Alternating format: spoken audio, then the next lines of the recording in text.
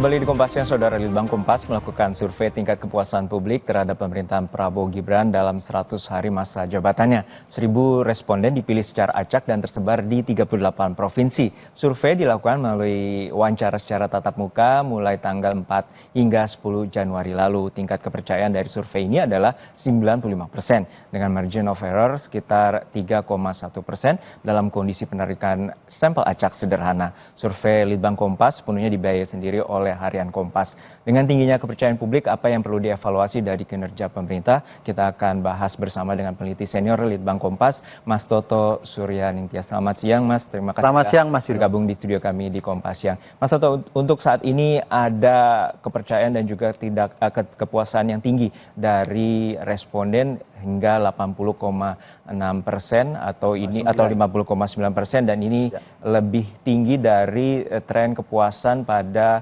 pemerintahan Jokowi JK pada Januari 2015 lalu yang 65,1%. Apa saja temuan dari survei Litbang Kompas terhadap responden yang menyatakan puas terhadap pemerintahan Prabowo Gibran? Ya, yang pertama-tama bahwa hasil ini memang tinggi sekali. Dan kami juga di Litbang ini juga berusaha untuk memahami sebetulnya apa yang terjadi. Mungkin karena ini tingginya tinggi rata, jadi bukan hanya meningkat pada 1-2 indikator, tetapi di semua indikator itu meningkat.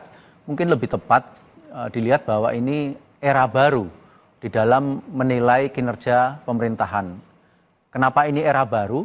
Ya karena ini berangkat dengan modal politik yang jauh lebih besar. Jadi Pak Prabowo ini kan dukungan di parlemen juga besar, kemudian juga dukungan dari hasil kemarin di pemilu pilkada daerah di berbagai daerah itu juga besar, sehingga pemilu di parlemen nasional, di parlemen daerah, ini kan seluruhnya berakumulasi menjadi sebuah kapital politik bagi Pak Prabowo, sehingga ketika disurvei, ditanyakan tentang tingkat kepuasan, itu kalau menurut pengamatan kami, bahkan kelompok-kelompok yang dalam tanda petik punya alasan untuk kritis, misalnya pemilihnya PDI, misalnya pemilihnya Ganjar, misalnya pemilihnya Anies, dan dalam hal ini misalnya pemilihnya PKS, itu pun juga menampakkan gelagat bahwa ada apresiasi juga yang ditunjukkan kepada pemerintahan ini, sehingga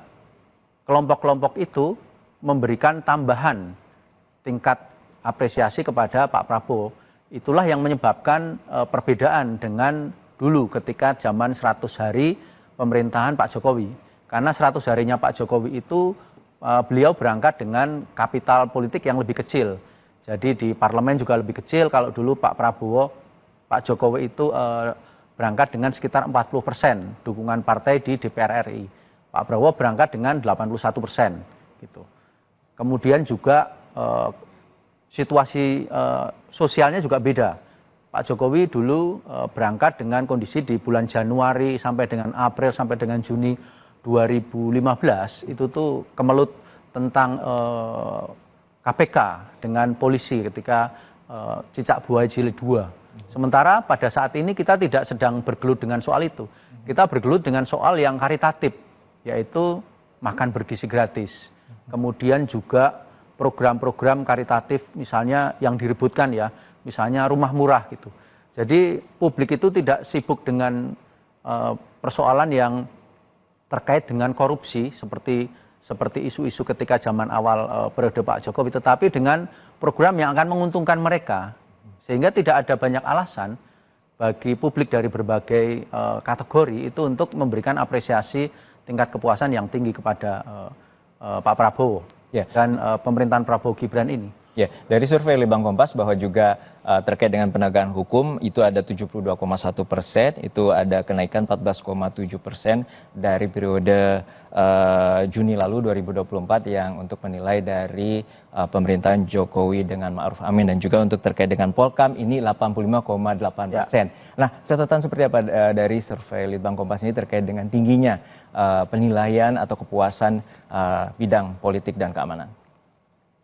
Jadi kalau kita membandingkan hasil dari survei pada kali ini dibandingkan dengan survei terakhir yang kami lakukan di era Pak Jokowi Ma'ruf, yaitu di bulan Juni 2024 itu memang terjadi lonjakan.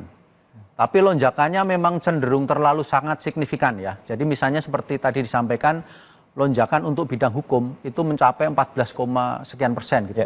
Jadi itu bukan signifikan lagi, itu sangat signifikan. Sehingga lebih tepat kalau menurut saya ini adalah sebuah era baru di dalam penilaian, di mana bidang-bidang pemerintahan, ada 4 bidang yang kita soroti, ada bidang hukum, politik, ekonomi, dan kesos, itu semuanya mengalami kenaikan dan rata tinggi gitu.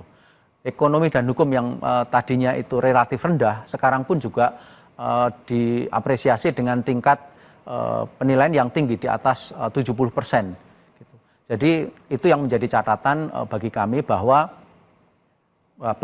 bidang ekonomi dan hukum yang pada waktu pemerintahan sebelumnya itu relatif lembam ya, jadi sulit untuk naik sampai pada tingkatan apresiasi di angka 70%. Sekarang ini tiba-tiba menjadi 77%, tiba-tiba menjadi 73%. Jadi sesuatu yang melompat tinggi bagi kami, dan menurut kami kalau dilihat dari sub-sub indikator yang dinyatakan, di situ memang terlihat bahwa apresiasi ini diberikan secara merata, kecuali pada 2 kategori sub indikator, yaitu satu adalah kasus suap dan jual beli kasus hukum, itu masih di angka sekitar 50-an 7% apresiasinya. Jadi angka yang ada di kepala 5 itu hanya satu, suap dan jual beli kasus. Yang kedua adalah soal lapangan kerja, itu di bidang ekonomi. Jadi di bidang hukum adalah suap dan jual beli kasus, di bidang ekonomi adalah soal kesulitan dalam pembukaan atau mencari lapangan kerja. Itu yang masih dinilai minus.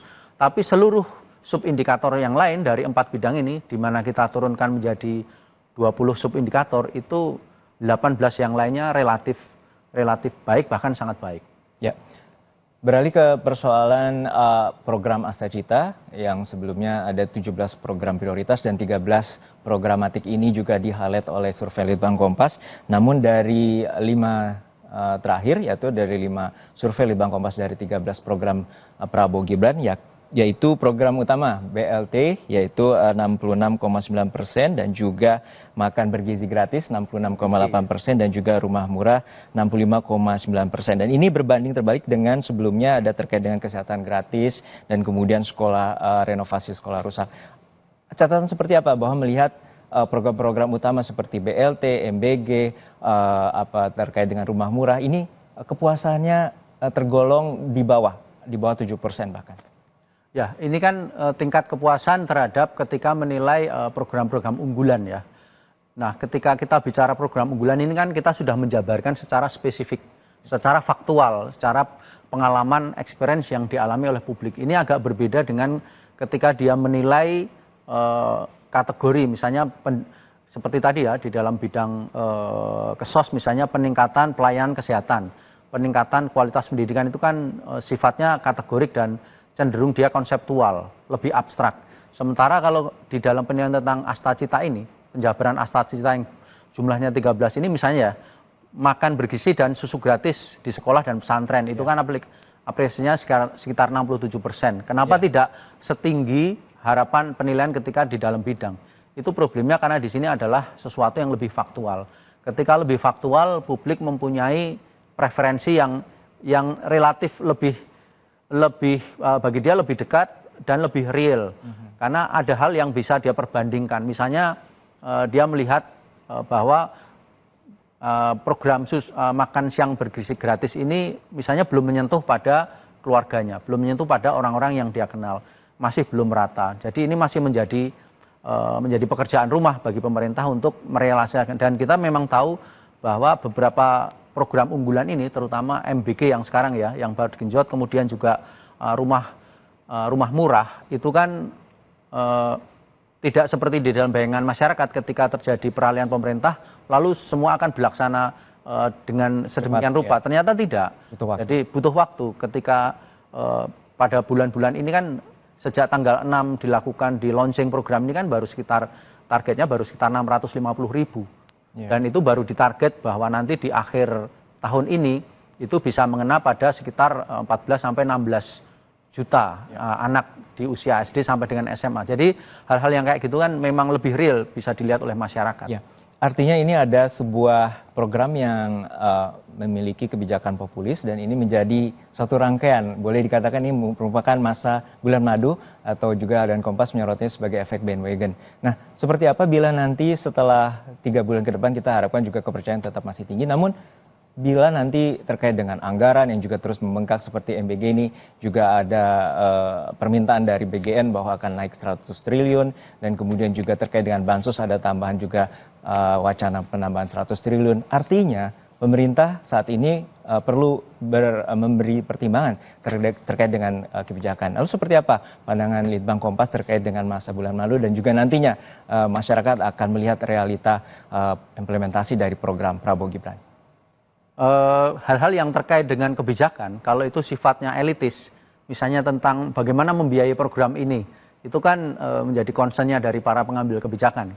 Kalau di masyarakat, sejauh program itu sifatnya karitatif, ya sayangnya sejauh itu sifatnya karitatif, memberikan benefit langsung kepada masyarakat, ya masyarakat akan memberikan apresiasi. Apresiasi itu akan berkurang kalau ternyata realisasi program itu tidak sesuai seperti apa yang menjadi harapan mereka.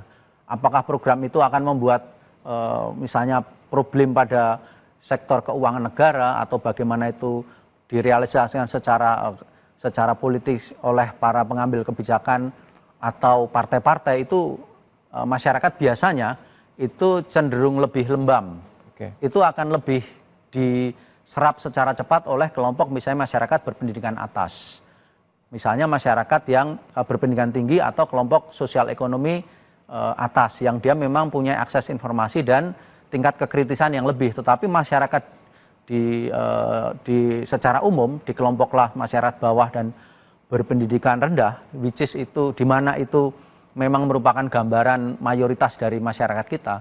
Tentu yang penting adalah bagaimana itu sampai kepada mereka, sehingga yang dibutuhkan memang konsistensi dan realisasi dari janji-janji kampanye ini. Ketika janji-janji kampanye dan program-program yang dijanjikan itu ternyata misalnya tidak sesuai dengan harapan publik, nah disitulah bisa terjadi penurunan apresiasi. Misalnya bansos tiba-tiba misalnya hilang, atau itu tidak merata, atau tidak merata lagi, atau berkurang, itu pasti akan menjadi koreksi bagi cara pandang masyarakat, terutama di lapisan bawah terhadap janji-janji pemerintah. Terakhir, untuk besok ada survei Litbang Kompas juga yang akan diterbitkan, terutama di Harian Kompas. Anda juga dapat mengaksesnya bagi pemirsa yang ingin mengaksesnya, dan juga di kompas.id. Lalu bisa beri bocoran sedikit, Mas Toto, terkait dengan survei Litbang Kompas yang akan dimuat besok?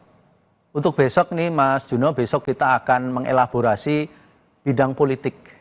Jadi bidang politik itu kita membahas soal stabilitas politik, kemudian soal kepemimpinan, kemudian soal hubungan antar para pengambil kebijakan. Jadi kita akan elaborasi itu baik di berbagai kanal di Kompas TV maupun berbagai kanal Kompas. Mungkin nanti silahkan bisa diikuti. Baik, kita nantikan survei Litbang Kompas yang akan dimuat dari tanggal 20 hari ini hingga 24 Januari mendatang, dan ini merupakan survei yang dibiayai sendiri oleh Harian Kompas. Terima kasih Mas Toto, Suryaning Tias, peneliti senior Litbang Kompas, telah berbagi informasi bersama kami di Kompas Siang. Dan saudara, selanjutnya hanya di Kompas Siang, kejahatan senjata sudah diberlakukan di Gaza. Program Pangan Dunia PBB melaporkan truk yang membawa bantuan mulai masuk ke Gaza melalui 2 penyeberangan setelah kejahatan senjata diberlakukan.